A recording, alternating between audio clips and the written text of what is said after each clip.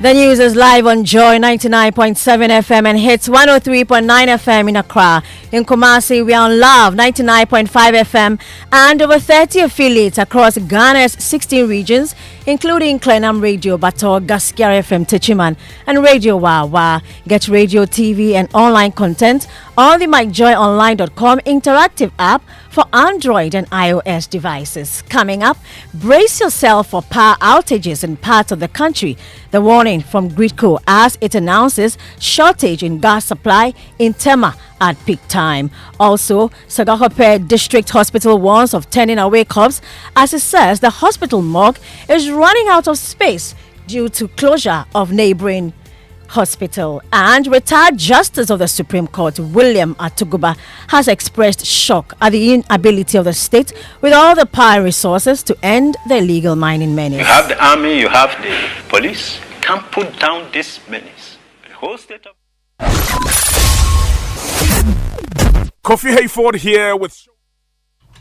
Also in this bulletin, organizers of Adum Praise promises patrons a heaven on earth experience with a choir's edition on Sunday. Adum Praise 2023, we've tagged it the choirs edition. It's the first time we are bringing together about 11 choirs under one roof to be part of a musical concert or a gospel music. What do you have for business, Darrell? Ghana Investment Promotion Center insists current economic challenges have not impacted on attraction of capital investment, insisting there has rather been a sudden uptick over the past months. We hear from the CEO, Yofi Guan, that's on the Joy Business Report. Darrell will join us with those details. And I am Hannah Odami with the details of the news at 6. Brace yourself for power outages in parts of the country in the coming days. That's the warning from Gridco. In a statement released on the 26th of October 2023, the company said the power outages were as a result of a shortage in gas supply at Tema at peak time. Joy News editor Fred Smith joins us with details of that statement. What's the supply gap, Fred? Well, Gridco in this statement is saying that the supply gap is 550 megawatts at peak time for yesterday. It could vary for tomorrow and other days ahead, but the normal supply is around 3,000 megawatts, and so we could have more or less for tomorrow. Thank you very much, Fred Smith. Moving on, the Sagahope District Hospital has warned it may turn away dead bodies brought in from other health facilities as it struggles to accommodate increasing numbers.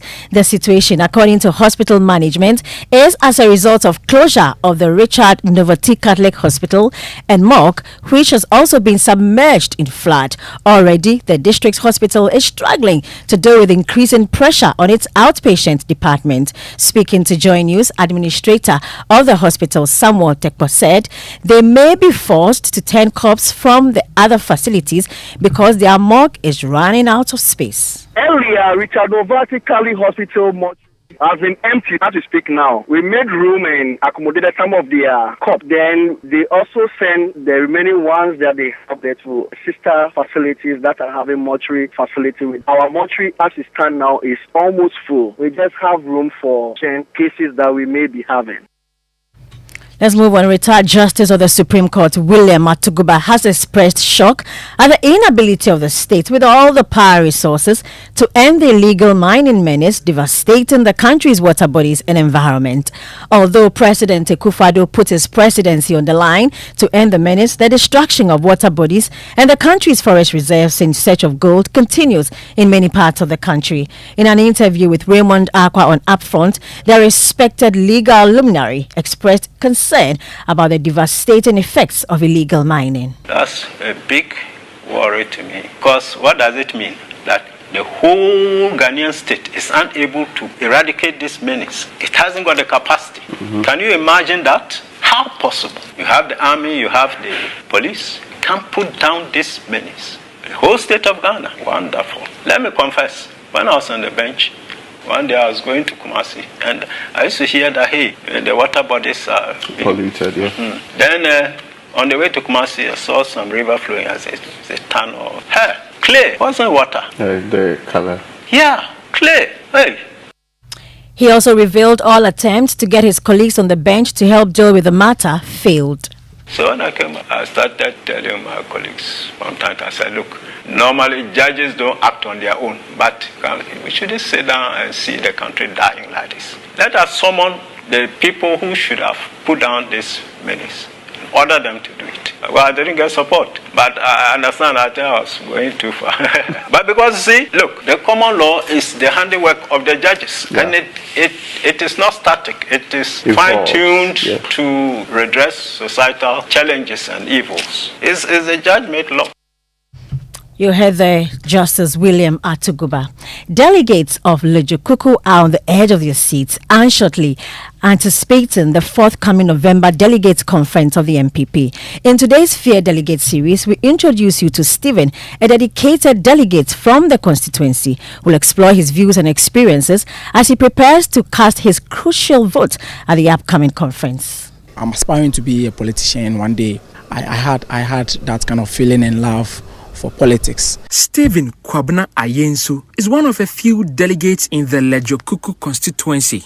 In 2023, he concluded his national service program after earning his degree from the University of Education, Winneba. He is eagerly looking forward to the November 4 NPP Delegates Conference. So I'm looking at the showdown to the opponent, which is the NDC.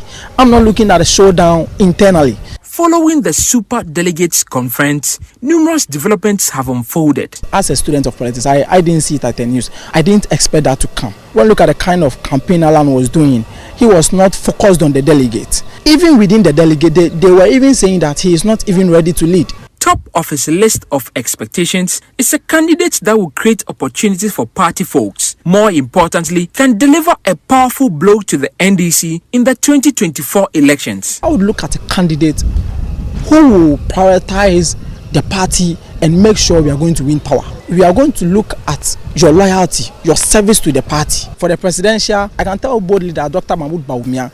Will money change your mind or help you make a decision at all? No.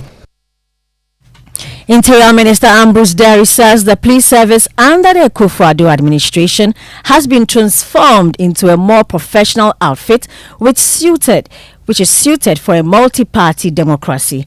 Mr. Derry was speaking at the inauguration of a divisional police headquarters at Ejirua, built in response to the recommendations of a ministerial committee tasked to investigate the 2021 unrest in Ejirua, which led to the death of 3 people. Ghana Police Service under Nana Addo Dankwa Akufo-Addo, through the transformational agenda and its current leadership, has become more professional and fit for purpose as a police service in a multi-party democracy that we enjoy in Ghana.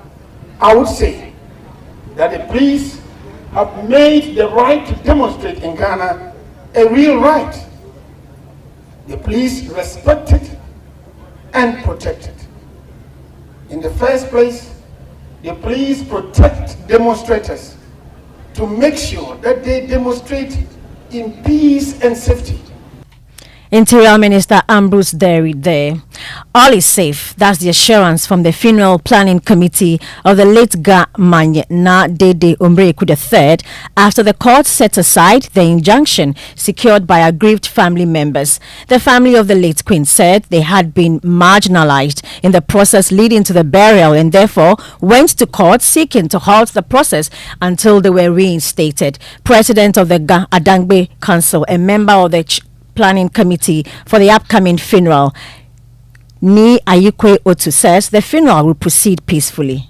What is that? You were the first person to have gone for the order, asking whether he said that the amount of money that has been spent and the work that has been done, should all this go to waste? For those of us who would have to attend, it raises concerns about our safety amongst others. Are you able to assure? Look, we have 200 policemen here guarding everything that is going on in the palace here since yesterday. Roadblocks, the Asapwateme and the Asapwanyeme. Already the streets, we are displaying our culture here. Okay. There's nothing happening. Look, if I were you, I would advise them to rush quickly and come and join us.